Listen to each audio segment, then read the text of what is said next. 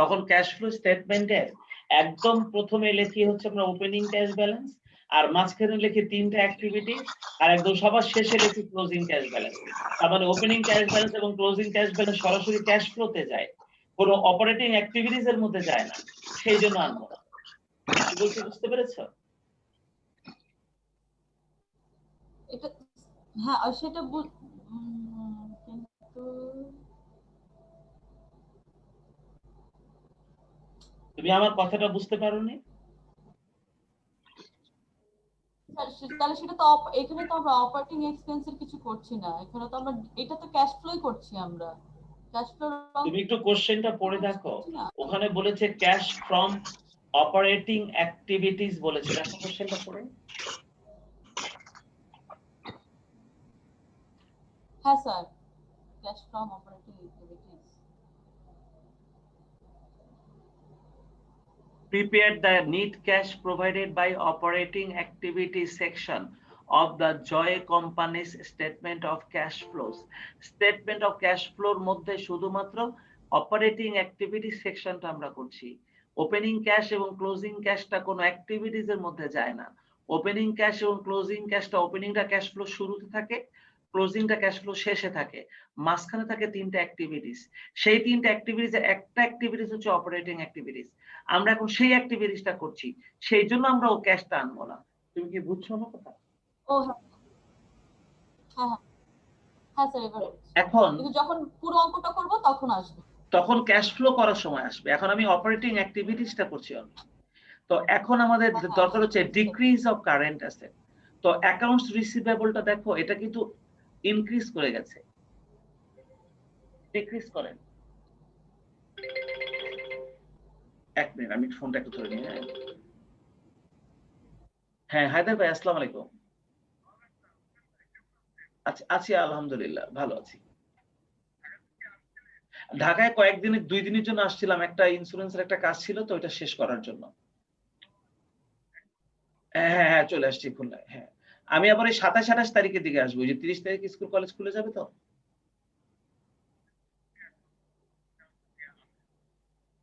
মানে আমি অনলাইনে ক্লাস নিচ্ছি। হ্যাঁ হ্যাঁ, তখন ক্লাস নিব। হ্যাঁ হ্যাঁ, ইনশাল্লাহ ইনশাল্লাহ। ওকে ওকে ওকে, আল্লাহ হাফেজ।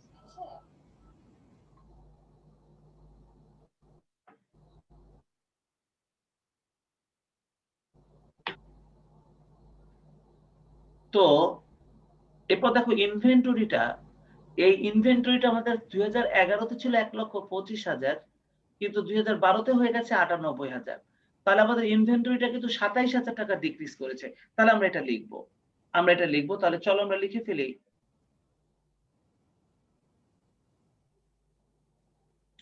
ডিক্রিজ অফ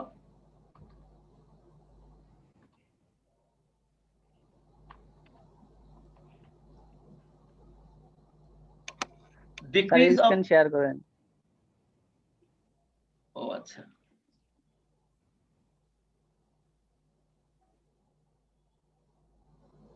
তোমরা খালি গতদিনের বিবরণীটা দিকে একটু খেয়াল করবা, যে আমি তোমাদের যে বিবরণীটা দিয়ে দিয়েছি, যে ওইটা যদি মনে রাখতে পারো তাহলে অঙ্কটা কিন্তু 2 দিনের মধ্যে রেডি। ডিক্রিজ অফ ইনভেন্টরি এটা হচ্ছে 27,000।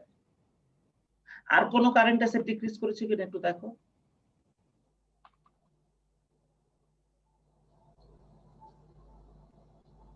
দেখো এখানে ইনভেন্টরি পরে প্রিপেইড এক্সপেন্স 23,000 ছিল, 20,000 হয়ে গেছে, তার মানে এটাও কিন্তু 3,000 কমেছে, দেখছো? তাহলে চলো লিখে ফেলি decrease of prepaid expense.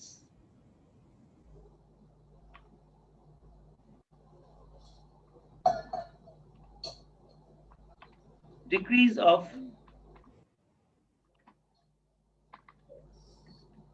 Prepaid expense, decrease of prepaid expense, এটা ছিল কত হাজার টাকা যেন দেখলাম, 3,000 না? ডিক্রিজ অফ প্রিপেইড এক্সপেন্স 3,000 টাকা ছিল, 23,000 হয়ে গেছে 20,000, 3,000 টাকা। আমাদের আর কোনো কারেন্ট অ্যাসেট নাই। তোমরা দেখো, আমি বলেছিলাম যে টোটাল 5টা আইটেম আমরা সাধারণত অ্যাড করি। তার মধ্যে প্রথমে ডেপ্রিসিয়েশন লেখা হয়ে গেছে, 2 নম্বরে অ্যামোর্টাইজেশন এক্সপেন্স, সেটা আমাদের এই অঙ্কে নাই। এরপরে ছিল ইনক্রিজ অফ কারেন্ট লায়াবিলিটি, ছিল একটা, লিখে ফেলছি। এরপরে ডিক্রিজ অফ কারেন্ট অ্যাসেট ছিল দুইটা, লিখে ফেলছি। সবার শেষটা ছিল loss on sale of asset.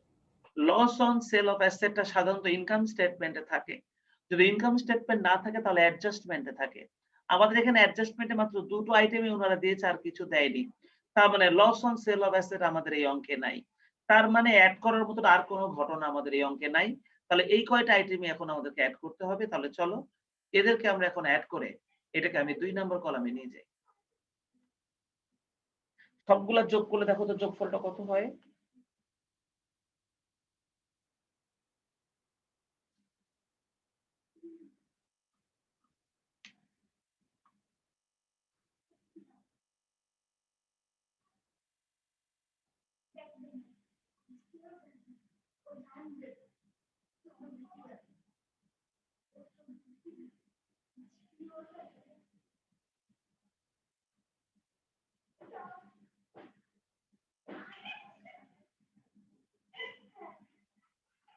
কত হয় যোগফল?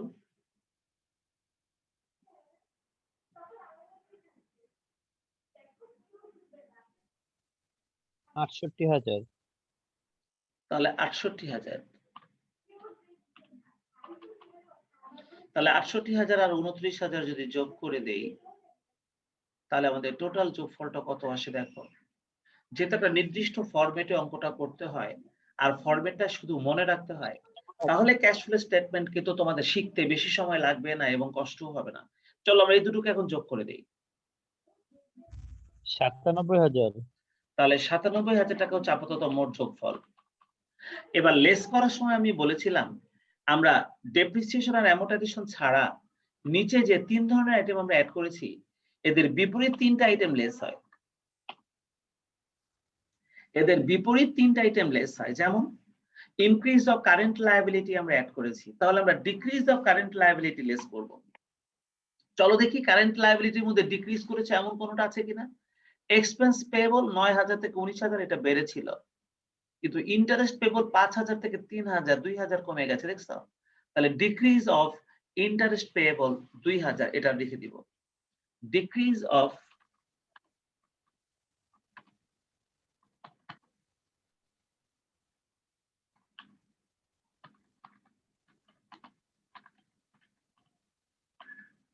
ডিক্রিজ অফ ইন্টারেস্ট পেয়েবল ২,০০০ টাকা। তাহলে ২,০০০ টাকা ইন্টারেস্ট পেয়েবলটা আমাদের ডিক্রিজ করে গেছে। দেখি আমাদের আর কোনো কারেন্ট লায়াবিলিটি ডিক্রিজ করেছে কিনা।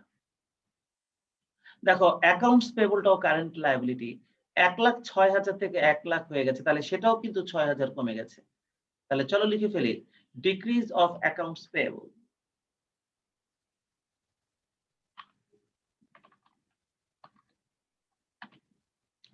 Decrease of accounts payable. আর ডিক্রিজ অফ অ্যাকাউন্টস পেয়েবলটা ছিল ৬,০০০। আমাদের আর কোনো কারেন্ট লায়াবিলিটি ছিল না, ডিক্রিজ অফ অ্যাকাউন্টস পেয়েবল। আর এদিকে দেখো ডিক্রিজ অফ কারেন্ট অ্যাসেটটা আমরা অ্যাড করেছিলাম, তাহলে এবার ইনক্রিজ অফ কারেন্ট অ্যাসেটটা আমরা লেস করব। দেখো অ্যাকাউন্টস রিসিভেবলটা আমাদের ইনক্রিজ করেছে ১,১২,০০০ টাকা থেকে ১,২০,০০০ মানে ৮,০০০ টাকা হয়ে গেছে। তাহলে এটাকে এখন আমরা লেস করে দিব। ইনক্রিজ অফ অ্যাকাউন্টস রিসিভেবল, চলো লিখে দেই increase of accounts receivable.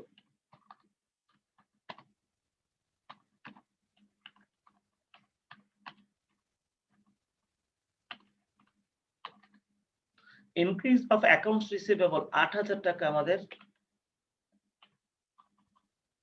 Increase করেছে। আর কোনো কারেন্ট অ্যাসেট ইনক্রিজ করেছে কিনা একটু দেখি। ইনভেন্টরিটা ডিক্রিজ করেছে, প্রিপেইড এক্সপেন্সটাও ডিক্রিজ করেছে। তার মানে আমাদের আর কোনো কারেন্ট অ্যাসেট ডিক্রিজ করেনি। আর আমাদের শেষ আইটেমটা ছিল profit on sale of asset. এই বিবরণীটা আমি মাত্র গতদিন লিখে দিয়েছি। তোমরা খাতা খুললে দেখবা যে আমি মুখে মুখে যে বিবরণী আইটেমগুলোর নাম বললাম, যদি আমি তোমাদেরকে ১০০টা অঙ্ক করাই ১০০ বার আমি একই কথাই বারবার বলবো। তার মানে যদি তোমরা বিবরণীটা মনে রাখতে পারো তাহলে এই অঙ্ক তো তোমাদের হাতে তুড়ির, মানে সবচেয়ে সহজভাবে পরীক্ষাতে অ্যান্সার করতে পারবে, সবচেয়ে সহজভাবে আর অল্প সময়। দেখো আর কোনো কাহিনী কিন্তু নাই, আমরা জানি কোনো সমন্বয় টমন্বয় আমাদেরকে দেখতে হবে না। আমাদের কাহিনী শেষ, আমাদের ক্যাশ ফ্রম অপারেটিং অ্যাক্টিভিটিস এখন বের হয়ে যাবে। চলো যে আইটেমগুলো লেস করবে এদেরকে এখন আমরা যোগ করে ফেলি। এদেরকে আমরা যোগ করে নিচে নামাই যাই। দেখো মোট কত টাকা আমরা এখন এখান থেকে লেস করব। 16,000 টাকা। 16,000 টাকা যদি এখন লেস করে দেই, তাহলে যে ফিগারটা আসবে ওটাকে আমরা বলবো ক্যাশ ফ্রম অপারেটিং অ্যাক্টিভিটিস। তাহলে 97,000 টাকা থেকে তুমি এখন এই 16,000 টাকা মাইনাস করে দাও।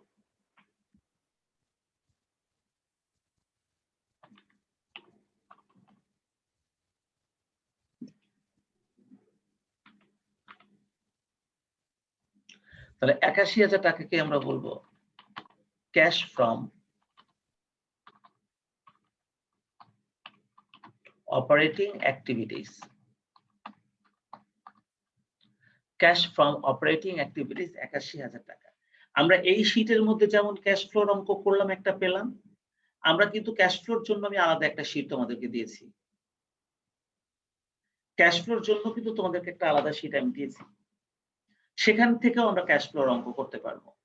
আর এই যে কয়টা অঙ্ক দিয়েছি অল্প কয়েকটা, এখানে একটা ইউনিটের শীট আর ওখানে মনে একটা ইউনিটের শীট দিয়েছি, এনাফ। এই অঙ্কটা শেখার জন্য যথেষ্ট, যদি মনোযোগ দিয়ে শিখতে পারো। দেখো আমাদের অঙ্কটা হয়ে গেল, এবং ফরম্যাটের বাইরে কিন্তু আমি যাইনি। আমি যদি 100টা অঙ্ক তোমাদেরকে করাই একই ফরম্যাটে, একই কথাই বারবার বলবো। আর তাই আমি বলেছি রেগুলার ক্লাসে থাকলে এই অঙ্ক শেখানো যায়, এই অঙ্ক কঠিন নয়। এই অঙ্ক শিখে পরীক্ষা হলে অ্যান্সার করা যায়। তাই শেষ পর্যায়ে আমরা এই চ্যাপ্টারটা যেহেতু ধরেছি, ইনকাম স্টেটমেন্ট আর ক্যাশ ফ্লোটা আমরা পরীক্ষার আগ পর্যন্ত শিখে যাব। যতটুকু শিখবো তাই দিয়ে আমরা পরীক্ষা দিয়ে আসবো ইনশাআল্লাহ।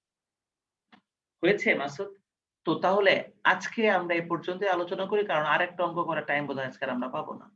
তোমাদেরকে শীট দেওয়া আছে, যদি তোমরা গ্রুপ স্টাডি করে অঙ্ক কিছু করে আগায় রাখতে পারো সেটা তোমাদের বেনিফিট, কারণ শীট আমি আগে থেকে দিয়ে দিয়েছি। তোমরা তো সবসময় শীট আগে চাও। যদি তোমরা ফরম্যাট ব্যবহার করে তোমরা গ্রুপ স্টাডি করে, যেহেতু আমি এখনো ক্যাশ ফ্লো স্টেটমেন্টের বাকি দুটো বিবরণী এখনো শিখাইনি, এই ইনভেস্টিং অ্যাক্টিভিটিস আর তোমার ফিন্যান্সিং অ্যাক্টিভিটিস, তাহলে শীটে একটা দিনই লাগবে। তাহলে কিন্তু আমরা পূর্ণাঙ্গ ক্যাশ ফ্লো স্টেটমেন্টের অঙ্ক করতে পারবো। আর একটা অঙ্ক আমি তোমাদেরকে হাতে হাতে করাবো, সবাই মিলে একসাথে করবো একটা অঙ্ক পুরা।